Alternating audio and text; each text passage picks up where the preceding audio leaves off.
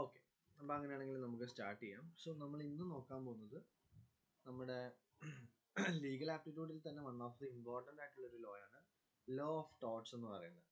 അപ്പോൾ അതിൽ തന്നെ എന്താണ് ടോർട്ട്, എന്താണ് ബേസിക് ആയിട്ടുള്ളൊരു ഫസ്റ്റ് ഒരു ഇൻട്രൊഡക്ടറി പാർട്ടാണ് നമ്മൾ ഇന്ന് ഡിസ്കസ് ചെയ്യുന്നത്.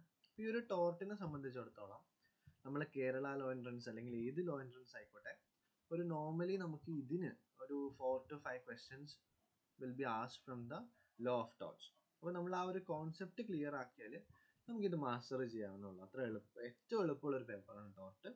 നമ്മൾ ഭയങ്കര എളുപ്പമാണ്, അതുപോലെ തന്നെ നമുക്ക് പഠിക്കാനും നല്ല രസമായിരിക്കും ടോർട്ട്. അപ്പോൾ നമുക്ക് നോക്കാം. അപ്പോൾ നമുക്ക് ഇതിൽ നിന്ന് വരുന്ന മാക്സിമം ക്വസ്റ്റ്യൻസ് അറ്റൻഡ് ചെയ്യണമെങ്കിൽ നമ്മൾ എന്താണെന്ന് നോക്കണം. അപ്പോൾ ഇന്നത്തെ ഫസ്റ്റ് ക്ലാസ്സിൽ നമ്മളിങ്ങനെ പാർട്ടായിട്ടായിരിക്കും വീഡിയോസ് അപ്ലോഡ് ചെയ്യാൻ പോകുന്നത്. അപ്പോൾ നിങ്ങൾക്ക് മനസ്സിലാവാത്തുണ്ടെങ്കിൽ നിങ്ങൾ കമൻറ്റിൽ ചോദിക്കുക. ആൻഡ് അതുപോലെ തന്നെ ഇപ്പോൾ നമ്മൾ നോക്കാൻ പോകുന്നത് ഫസ്റ്റ് ഒരു ഇൻട്രൊഡക്ടറി പാർട്ടാണ്. സോ ടോർട്ട് എന്ന് പറയുമ്പോൾ ഒരു ലാറ്റിൻ വേർഡ് ഉണ്ട്, ടോർട്ടം എന്ന് പറയുന്ന ഒരു ലാറ്റിൻ വേർഡ്. ആ ടോർട്ടം എന്ന് പറയുന്ന ലാറ്റിൻ വേർഡിൽ നിന്നാണ് ടോർട്ട് എന്ന് പറയുന്ന ഒരു വേർഡ് ഡിറൈവ് ചെയ്തിരിക്കുന്നത്. അതിൻ്റെ മീനിങ് എന്താണ്? ടു ട്വിസ്റ്റ് എന്നാണ് മീനിങ്. അല്ലെങ്കിൽ ഞാൻ ചില കാര്യങ്ങൾ ഇതിലുണ്ടാവും, ചില കാര്യങ്ങൾ ഞാൻ എക്സ്ട്രാ പറയും. അപ്പം ഇങ്ങനെ എക്സ്ട്രാ പറയുന്ന കാര്യങ്ങൾ നിങ്ങൾ നോട്ട് ഡൗൺ ചെയ്യുക. ഓക്കെ, അപ്പോൾ ട്വിസ്റ്റ് എന്ന് പറയുന്ന അല്ലെങ്കിൽ ക്രൂക്കഡ് ആക്ട് എന്ന് പറയുന്ന മീനിങ് ഉള്ള ടോർട്ടം എന്ന് പറയുന്ന ലാറ്റിൻ വേർഡിൽ നിന്നാണ് ടോർട്ട് വന്നിരിക്കുന്നത്. അപ്പോൾ നിങ്ങൾ ഒരു ആരോ ഇട്ട് എഴുതുക, ടോർട്ട് ഈക്വൽ ടു ടോർട്ടം, ബ്രാക്കറ്റിലെ Latin word equal to twist അല്ലെങ്കിൽ ക്രൂക്കഡ് ആക്ട്. അപ്പോൾ ഇതിനെ നമ്മൾ ട്വിസ്റ്റഡ് അല്ലെങ്കിൽ ക്രൂക്കഡ് ആക്ടിനെയാണ് നമ്മൾ ടോർട്ട് എന്ന് പറയുന്നത്. അപ്പോൾ ഈ ഇംഗ്ലീഷ് ലോയിൽ ടോർട്ട് എന്ന് പറയുമ്പോൾ ഒരു സിവിൽ റോങ് ആണ്. അപ്പോൾ ഞാൻ നിങ്ങളോട് ചോദിക്കട്ടെ, നമുക്ക് ഇങ്ങനെ റോങ് എന്ന് പറയുമ്പോൾ രണ്ട് ടൈപ്പ് ഓഫ് റോങ് ഉണ്ട്. ക്രിമിനൽ റോങ് ഉണ്ട്, സിവിൽ റോങ് ഉണ്ട്. സിവിൽ റോങ്ങിന് സിവിൽ കോർട്ട്, ക്രിമിനൽ റോങ്ങിന് ക്രിമിനൽ കോടതികളുണ്ട്. അപ്പോൾ ആ കാര്യങ്ങളൊക്കെ നിങ്ങളൊന്ന് ഓർത്ത് വെക്കുക ഇതിൻ്റെ കൂടെ തന്നെ. അപ്പോൾ ഇവിടെ നമ്മൾ കണ്ടു, it rise to an action for unliquidated damages. എന്താണ് അൺലിക്വിഡേറ്റഡ് ഡാമേജസ് കൊണ്ട് ഉദ്ദേശിക്കുന്നത്?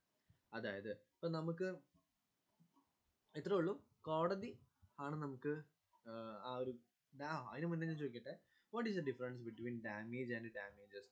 ഇവിടെ പറഞ്ഞു അൺലിക്വിഡേറ്റഡ് ഡാമേജസ് കൊണ്ട് ഉദ്ദേശിക്കുന്നത് എന്താണെന്ന് ചോദിച്ചപ്പോൾ അവിടെ ഒരു വേർഡ് ഉണ്ട്, ഡാമേജസ്. ഈ ഡാമേജസ് കൊണ്ട് ഉദ്ദേശിക്കുന്നത് കോമ്പൻസേഷൻ എന്നാണ് കേട്ടോ. ഇപ്പം ഡാമേജ് ആണെങ്കിൽ ലോസ് അല്ലെങ്കിൽ എക്കണോമിക് ലോസ് അല്ലെങ്കിൽ നമ്മൾ ഇഞ്ചുറീനെയാണ് നമ്മൾ പറയുന്നത്. ഡാമേജസ് എന്ന് പറയുമ്പോൾ അവിടെ നമുക്ക് വരുന്നത് എന്താണ്? കോമ്പൻസേഷൻ എന്നാണ് നമ്മൾ വരുന്നത്. അപ്പോൾ ഈ ഒരു ടോർട്ടിൻ്റെ കേസിൽ അൺലിക്വിഡേറ്റഡ് ഡാമേജസ് ആണ് വരുന്നത്. അപ്പോൾ അൺലിക്വിഡേറ്റഡ് ഡാമേജസ് കൊണ്ട് ഉദ്ദേശിക്കുന്നത് ആ ഒരു കോമ്പൻസേഷൻ ഫിക്സഡ് എമൗണ്ട് അല്ല, കോടതിയുടെ ഡിസ്ക്രിപ്ഷൻ അനുസരിച്ച് കോടതിക്ക് എത്രയാണോ കുറയ്ക്കണമെങ്കിൽ കൂട്ടണോ ആ രീതിയിലേക്ക് കൊടുക്കുക. അവിടെ ഒരു ഫിക്സഡ് എമൗണ്ട് അല്ല എന്ന് പറയുന്നതാണ് അൺലിക്വിഡേറ്റഡ് ഡാമേജസ്. അവിടെ നമുക്ക് ഇവിടെ ഉണ്ട് കണ്ടോ, നേച്ചർ ഓഫ് ദ ടോർട്ടിൽ പറയുന്നുണ്ട് ടോർട്ട് ഒരു സിവിൽ റോങ് ആണ്. അപ്പോൾ നിങ്ങൾ ഈ കാര്യങ്ങളൊക്കെ ഒന്ന് ഓർത്ത് വയ്ക്കുക, സിവിൽ റോങ് ആണെന്ന് ഓർത്ത് വയ്ക്കുക. അതുപോലെ റെമഡി, അതിൻ്റെ റെമഡി എന്ന് പറയുന്നത് അൺലിക്വിഡേറ്റഡ് ഡാമേജസ്. അപ്പോൾ ആ ഒരു കോമ്പൻസേഷൻ എന്ന് പറയുമ്പോൾ അത് ഡിറ്റർമൈൻ ബൈ കോടതിയാണ് ഡിറ്റർമൈൻ ചെയ്യുന്നത്, അത് ഫിക്സഡ് അല്ല, അതാണ് അൺലിക്വിഡേറ്റഡ്. അപ്പോൾ നമ്മളത് എന്തിനാണ് പറയുന്നതെന്ന് വെച്ചാൽ നിങ്ങൾ ഈ ടേബിൾ നോക്കിയാൽ മനസ്സിലാവും, ടോർട്ടും കോൺട്രാക്റ്റും നിങ്ങൾ കമ്പയർ ചെയ്യുമ്പോൾ രണ്ടും സിവിൽ റോങ് ആണ്. പക്ഷേ റെമഡിയുടെ കാര്യത്തിൽ രണ്ടും ഡിഫറെൻ്റ് ആണ്. കാരണം കോൺട്രാക്റ്റിലേക്ക് വരുമ്പോൾ ദാറ്റ് ഈസ് ലിക്വിഡേറ്റഡ്, കാരണം അവിടെ ഓൾറെഡി ഫിക്സഡ് ആണ് എമൗണ്ട്, ആ പാർട്ടീസ് തമ്മിൽ ഫിക്സഡ് ആണ്. ഒരു പാർട്ടി അവരുടെ ഒബ്ലിഗേഷൻ ഫുൾഫിൽ ചെയ്യാതാവുമ്പോഴാണ് അവർക്ക് ബ്രീച്ച് ഓഫ് കോൺട്രാക്ട് നടക്കുന്നത് അല്ലേ. അപ്പോൾ അതിൽ ലിക്വിഡേറ്റഡ്, ഓൾറെഡി അവിടെ പ്രിസ്ക്രൈബ്ഡ് എമൗണ്ട് ഉണ്ട്, ഫിക്സഡ് എമൗണ്ട് ഉണ്ട്. ടോർട്ടിലേക്ക് വരുമ്പോൾ അൺലിക്വിഡേറ്റഡ് ആണ്, കോടതിയാണ് അത് ഡിസൈഡ് ചെയ്യുന്നത്.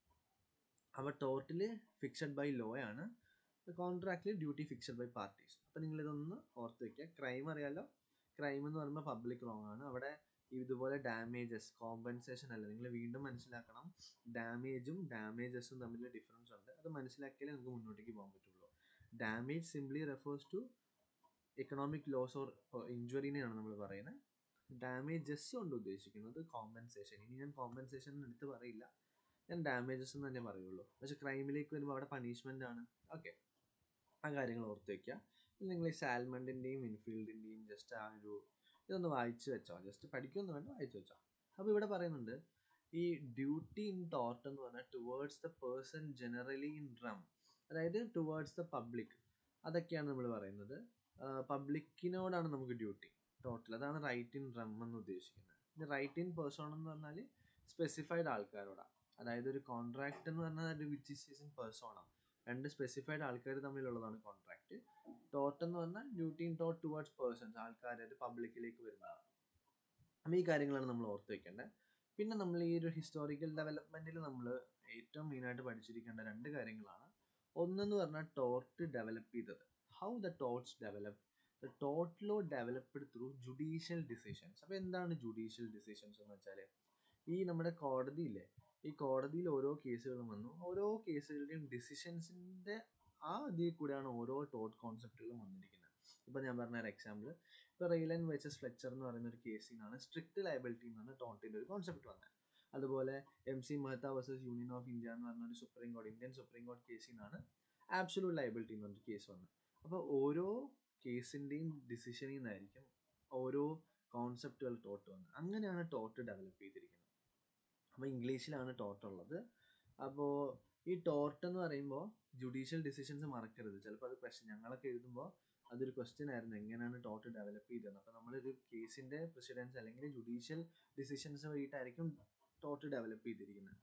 അപ്പോൾ ഇന്ത്യയിലേക്ക് വരുമ്പോൾ നമുക്ക് അങ്ങനെ ടോർട്ട് ആക്റ്റോ ടോർട്ട് ലോ ഒന്നും ഇല്ല.